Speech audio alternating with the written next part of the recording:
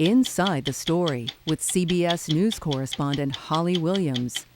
Wow, look at that. I'm Holly Williams. I'm a correspondent for CBS News, and this week we have a 60 Minutes story about how American taxpayers' money is being spent in Ukraine and who's watching it to make sure that it ends up where it was intended to go.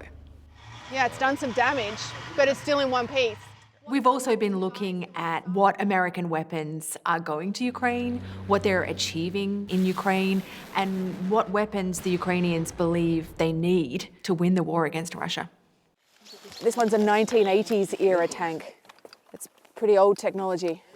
In many places, we're seeing the Ukrainians still relying on weapons that they inherited from the Soviet Union, because Ukraine, of course, became an independent nation in 1991 when the Soviet Union collapsed. So when we talk to Ukrainians, it's almost guaranteed, almost inevitable, that they will say, we need more weapons and we need them faster. And then they will probably bring up some specific things that they want. And the specific weapons have sometimes changed, but the conversation hasn't changed that much. This really starts with determining what is the outcome that you want. If the outcome is we want Ukraine to win, then you start thinking about what do they need to win, what capabilities do they need to win.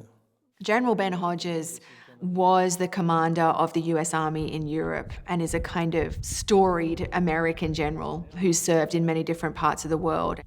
How useful are Bradley fighting vehicles? We've always looked for the best possible infantry fighting vehicle that has speed, protection, but also some firepower.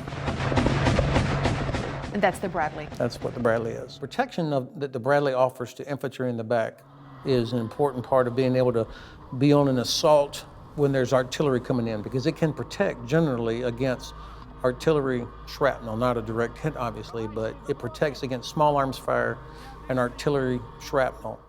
If you go back to the Cold War, the United States realized that if we were in a conflict with the Soviet Union, we were going to be grossly outnumbered.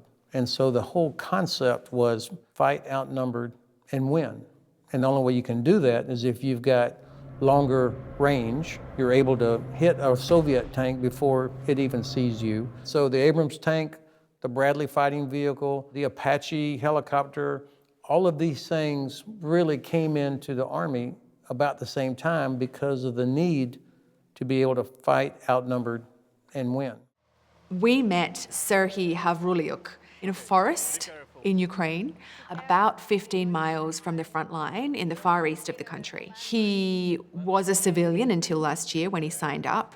He also got some training directly from the US military. He went to Germany. He told us it was kind of a month's intensive training. He said every day from 5 a.m. until about 10 p.m. And he is now the commander of a Bradley. How do you think the Russians feel about the Bradleys? They scare them. When we hear the radio, and they hear that Bradley coming, they started to run away.